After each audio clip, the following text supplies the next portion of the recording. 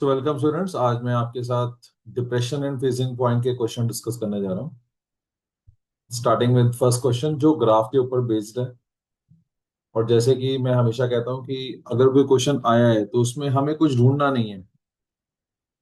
हमें अपने आप से ग्राफ बनाना है, हमें अपने आप से आंसर्स तक पहुंचना है, फिर हम आंसर चेक करेंगे। तो ये एलिवेशन का जो ग्राफ होता है, डिप्रेशन का जो ग्राफ होता है, ये वेपर प्रेशर और टेम्परेचर के बीच का होता है। और आपको याद है इसमें दो लाइनें हमेशा हम दिखाते हैं। एक लाइन आ रही होती है सॉल्वेंट की। पहली लाइन हमेशा सॉल्वेंट की होती है क्योंकि इसका वेपर प्रेशर ज्यादा होता है। Then there is a dip. Dip क्यों था? क्योंकि यहां तक ये लिक्विड था और इसके बाद ये सॉलिड हो जाता है। हमेशा बढ़ाते हुए मैंने बोला है कि जो सॉल्यूशन है वो लैग ही कर रहा होता है, पीछे ही भाग रहा होता है, क्योंकि इसका वेपर प्रेशर कम होता है। सो ये सॉल्यूशन की लाइन होती है और यहां तक सॉल्यूशन लिक्विड होता है और वो भी आगे जाके सॉलिड में कन्वर्ट हो जाता है। जिस पॉइंट पे ये चेंजेस आते हैं उन्हें फ्रीजिंग पॉइंट कहते हैं। हमारे लिए यहाँ पे जो सवाल था वो ये था कि पी और क्यू ये क्या है। तो इस क्वेश्चन का आंसर बी है। P Q is the liquid state of the solvent. Clear दिख रहा है?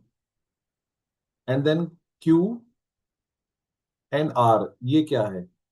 सो जो क्यू आर की लाइन आ रही है that is the solid state of the solvent. Then S T क्या है? This is S and this is T. So what is S T? It is the liquid state of the solution. तो तीन चीजें उसने पूछी थी। ये आपके सॉल्वेंट का ग्राफ है। पी क्यू लिक्विड स्टेट है सॉल्वेंट की, और क्यू आर जो है उसकी सॉलिड स्टेट है। ये ग्राफ आपका सॉल्यूशन का था। इसमें एस टी जो है वो लिक्विड स्टेट है और टी आर जो है वो उसकी सॉलिड स्टेट है। तो अब देखो यहाँ पे कुछ ढूंढने के बजाय अपने आप से ग्राफ बनाना, आंसर तक पहुंचना, that is what the journey is all about. दूसरा, आपको पता ही एनसीईआरटी क्वेश्चन, और मैंने आपसे कहा था कि ये बहुत धूम मचाता है। सो क्वेश्चन का भाव ये था कि अगर 5% चीनी पानी में डालते हैं तो डिप्रेशन 271 का आता है, अगर 5% ग्लूकोज डालेंगे तो कितने का आएगा। इस क्वेश्चन में के एफ नहीं गिवन था, एनसीईआरटी क्वेश्चन है ये। और आपको पता है जो पहला टास्क था वो ये था कि जो भी आपको सुक्रोज का डाटा दिया हुआ,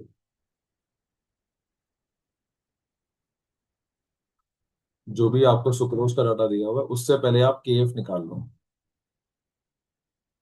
सो delta T F is K F W B M B W A in K G. 271 है, ये 273.15 है, इसका मतलब डिप्रेशन की वैल्यू आ गई 2.15। के एफ निकालना है। चीनी का गिवन मास है 5 ग्राम, 5%। मोलर मास आपको पता ही है 342 होता है, और वेट ऑफ सॉल्वेंट हो गया 95 gram, change in kilogram.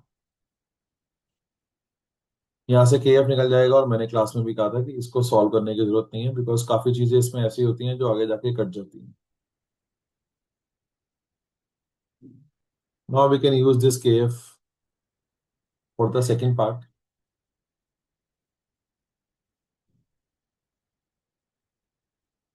So delta T F है K F into M again. अब मैं ग्लूकोज के बारे में बात कर रहा हूँ।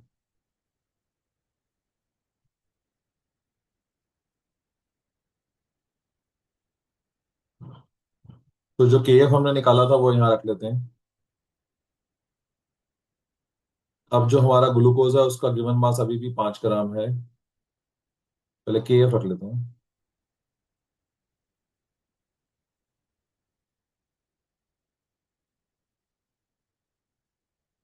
डब्ल्यू भी 5 ग्राम है। मोलर मास चीनी का, ग्लूकोज का 180 है, और वेट ऑफ सॉल्वेंट वही 95 gram, change in kilogram. This will cancel out.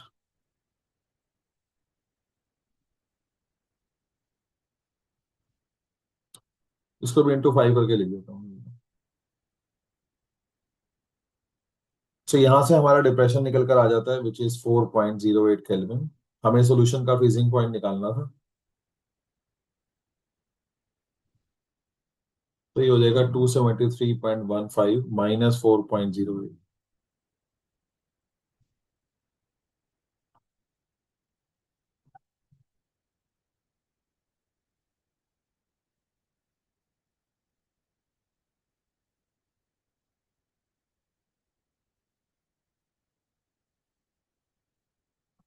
ये क्वेश्चन भी मेरे पैकेज में कवर्ड है कि एक यूरिया का सोल्यूशन है और वो 100.18 पे बॉईल कर रहा है। तो बताओ वो फ्रीज कितने में करेगा। तो पहला स्टेप स्टेप है कि आप डेल्टा टीवी निकाल लो। पानी का बॉइलिंग पॉइंट होता है 100 और इसका दिया हुआ है 100। सॉल्यूशन का बॉइलिंग पॉइंट है 100.18। पानी का होता है 100 तो 0.18 आ गया। अब आप याद रखो कि सेम ही सॉल्यूशन आप उबाल रहे हो, तो अगर सॉल्यूशन सेम है तो सॉल्यूशन की मोलैलिटी सेम होगी। सो दोनों के फार्मूलों को लगा के म्यूचुअली डिवाइड कर दो। डेल्टा टीएफ आपको निकालना है, ऐसा समझो। डेल्टा टीवी आपको पता है। केएफ और केवी की वैल्यू एज यूजुअल गिवन है।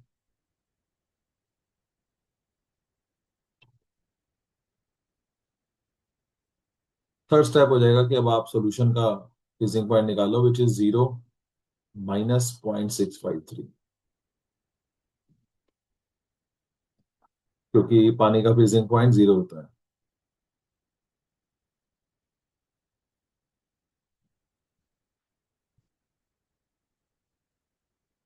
नेक्स्ट आ रहा है, what is the effect of addition of sugar on the boiling point and the freezing point of water. This is simple ज्ञान क्वेश्चन। शुगर कौन है? शुगर एक नॉन वोलेटाइल सॉल्यूट है। इसको अगर सॉल्यूशन में डालते हैं तो क्या होता है? वेपर प्रेशर घट जाता है, बॉइलिंग पॉइंट बढ़ जाता है, फ्रीजिंग पॉइंट बढ़ जाता है, ऑस्मोटिक प्रेशर बढ़ जाता है। सो बॉइलिंग पॉइंट बढ़ जाता है, फ्रीजिंग पॉइंट घट जाता है। Elevation in boiling point, depression in freezing point. D answer है।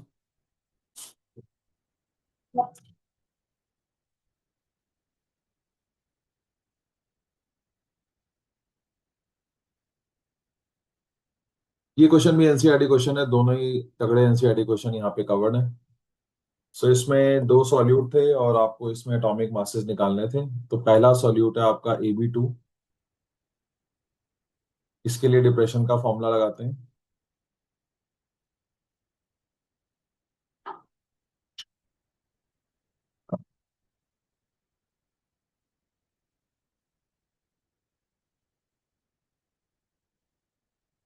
मैंने इस क्वेश्चन में, क्योंकि एनसीईआरटी क्वेश्चन है तो कराया हुआ है, कहा था कि सिंबल मत यूज करना बिकॉज ऑलरेडी यहाँ पे ए और बी दो एलिमेंट है।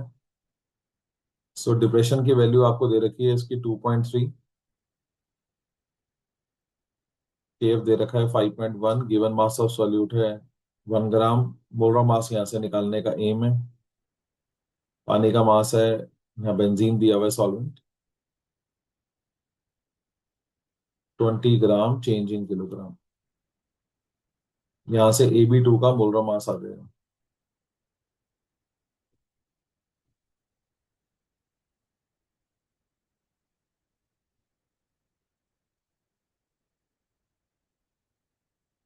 ऐसे ही हम लोग अब दूसरा सॉल्यूट ले लेते हैं Ab4। उसके लिए ये फॉर्मूला लगा देते हैं।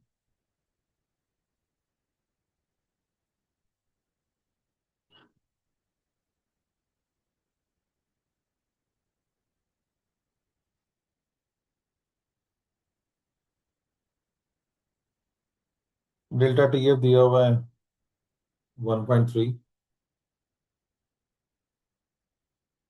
गिवन मास ऑफ सॉल्यूट 1 है। मोलर मास निकालना है। Weight of solvent same, 20 gram change in kilogram.